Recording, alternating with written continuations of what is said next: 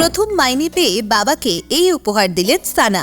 দাম শুনে মাথা ঘুরে গেল সৌরভের। সম্প্রতি একটি জনপ্রিয় টিভি শোতে দাদার কাছে জানতে চান তো সানা প্রথম চাকরি পেয়ে তার বাবাকে কি কিনে দিলেন।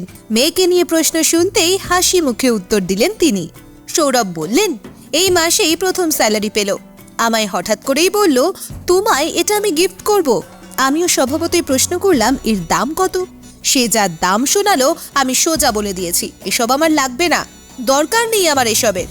ওরা ভাবে হয়তো বাবাকে দামি জিনিস দিলেই খুশি হবে, কিন্তু ওরা জানে না আমি তো বাবা, কম দামের জিনিস দিলেও খুশি। এখানেই শেষ না, মেয়ের রোজগারের জীবনের শুরুতেই সৌরভ এক দামি কথা বলে দিয়েছেন মেয়েকে। সে বিদেশে থাকে, কত খরচ কিভাবে যে থাকে।